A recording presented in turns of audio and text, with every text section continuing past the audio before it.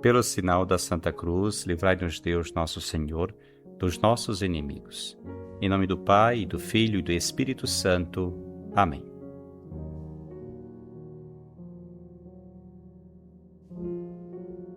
Do Evangelho segundo Mateus. Naquele tempo, disse Jesus aos seus discípulos: Ficai atentos para não praticar a vossa justiça na frente dos homens, só para serdes vistos por eles. Caso contrário, não recebereis a recompensa do vosso Pai que está nos céus. Por isso, quando deres esmola, não toques a trombeta diante de ti, como fazem os hipócritas nas sinagogas e nas ruas, para serem elogiados pelos homens. Em verdade vos digo, eles já receberam a sua recompensa. Ao contrário, quando deres esmola, que a tua mão esquerda não saiba o que faz a tua mão direita, de modo que a tua esmola fique oculta. E o teu Pai, que vê o que está oculto, te dará a recompensa.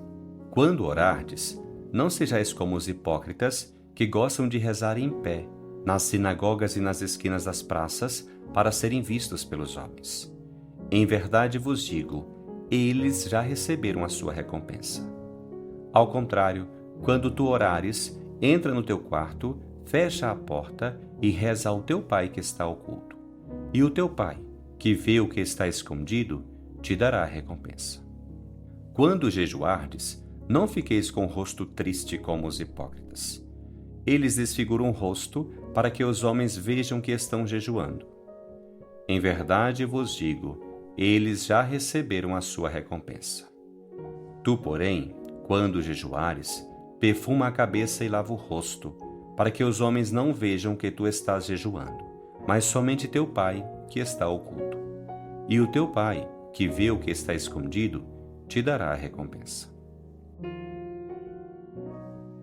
No Evangelho de hoje, Jesus traça um roteiro para seus discípulos: esmola, oração, jejum. Mas com indicações absolutamente claras, não para ser visto pelos outros, mas na coerência, na autenticidade do coração, onde só o nosso bom Pai, Deus, pode ver.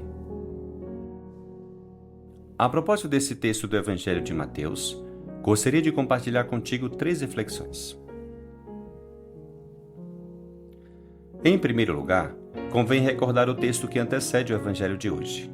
Um discurso no qual Jesus ofereceu sua nova lei, um contraste com a antiga lei judaica, no estilo de: vós ouvistes o que foi dito, eu, porém, vos digo. Não te esqueças da frase que encabeça as palavras de Jesus: se a vossa justiça não for maior que a justiça dos mestres da lei e dos fariseus, vós não entrareis no reino dos céus. Bem, o texto de hoje continua nessa mesma linha. O Senhor diz: ficai atentos para não praticar a vossa justiça na frente dos homens, só para serem vistos por eles.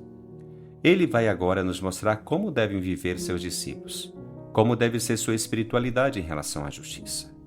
E para isso, vai contrastar 2 atitudes: a atitude hipócrita, falsa e publicitária de quem faz de tudo para ser visto pelos outros, para se exibir, e a atitude de quem, na sinceridade, na autenticidade, vive uma piedade, uma espiritualidade, uma religiosidade autêntica, na qual a intenção prevalecerá sobre a obra em si. Essa espiritualidade autêntica, a qual Jesus clama, está contida, a meu ver, naquele precioso Salmo 50, que exalta não o sacrifício, o holocausto, o trabalho exterior, mas sim um coração sincero, humilde, puro. Vejamos o que diz este precioso salmo.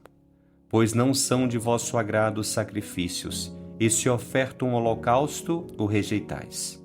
Meu sacrifício é minha alma penitente, não desprezeis um coração arrependido. E agora, olha para ti. Reconheces que muitas vezes te invade o desejo de ser visto e reconhecido pelos outros, aquele querer parecer bom, que acaba por arruinar uma boa obra. Às vezes, até te vanglorias dessas ações. Ou pior, acabas por usá-las para dizer: eu fiz isto e tu não fizeste. Ou, eu fui o único que fiz isto e tu não fizeste. Ou aquele terrível: com o que eu fiz por ti. Ou simplesmente: consegues fazer com que, aconteça o que acontecer, acabe por ser conhecido que fizeste isto ou aquilo. Jesus hoje, com radicalidade, te diz que a tua mão esquerda não saiba o que faz a tua mão direita. Perguntas-te: qual é a tua justiça, a tua atitude habitual? És generoso, amas sem esperar nada em troca, ou estás excessivamente preocupado em ser visto por outros?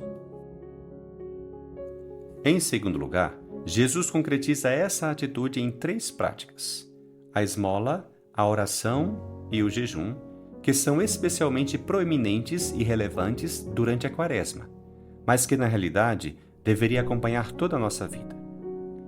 Jesus diz: quando deres esmola, não toques a trombeta diante de ti, como fazem os hipócritas nas sinagogas e nas ruas, para serem elogiados pelos homens. Que a tua mão esquerda não saiba o que faz a tua mão direita. A esmola, no sentido mais estrito, é fundamental. Significa partilhar alguns dos seus bens com os mais necessitados, porque também aquilo que conquistamos, com esforço e justiça, vem de Deus, que quer que todos os seus filhos vivam com dignidade. Mas a esmola vai além dessa solidariedade. Não se trata somente de dar pouco ou muito do que se tem, mas de dar a si mesmo, de dar o teu tempo, os teus talentos, a tua disponibilidade. Jesus prossegue falando da oração. Quando orardes, não sejais como os hipócritas que gostam de rezar em pé, nas sinagogas e nas esquinas das praças, para serem vistos pelos homens. Ao contrário, quando tu orares, entra no teu quarto, fecha a porta e reza ao teu Pai que está oculto. A oração é vital para a vida de fé, mas também é necessário orar com autenticidade. Jesus alerta contra a hipocrisia de rezar para ser visto. Porém, essa é também uma oportunidade para nos questionarmos sobre o nosso modo de rezar. É claro que a Eucaristia, o Rosário ou o Terço, a Liturgia das Horas, são momentos de oração importantes, mas cuidado para não repetir palavras sem a devida atenção ou até mesmo para repetir sem saber seu significado. Reze com fórmulas ou de memória, mas que seja especial para ti, que penetres no sentido das palavras. E não te esqueças, rezes também com tuas palavras. Diga a Ele com total confiança por que tu queres agradecê-lo. Apresente tuas necessidades e peça perdão da mesma forma que um amigo pediria a outro amigo. Às vezes, tu tens que deixar as fórmulas para simplesmente ficar em um lugar escondido do seu quarto, bem ali onde ele está, sem nenhum outro artifício, só tu e ele. Por fim, Jesus fala sobre o jejum. Devemos jejuar para fortalecer o espírito, para nos recordar que nem só de pão vive o homem, para crescer no autodomínio, para ganhar resistência na luta contra o mal e, por solidariedade para com quem tem menos. Aliás, é importante que, juntamente com o jejum, façamos alguma obra de caridade. Agora, perguntas-te: como tu, em sentido profundo, vives a esmola, a oração e o jejum? Em terceiro lugar, chama a atenção nesse texto o fato de Jesus falar em recompensas. Jesus diz que esses hipócritas já receberam sua recompensa. E sobre aqueles que agem com coração puro, com reta intenção, ele diz que o Pai, que vê no segredo, os recompensará. Jesus não está falando aqui de prêmios adicionais ou de recompensas somente para o céu. Está falando da própria realidade da ação. Quando alguém é hipócrita, falso, egoísta, recebe-se uma recompensa, uma satisfação talvez imediata, mas vazia, passageira, que deixa o coração sem nada, como água que escorre entre os dedos e não pode ser retida.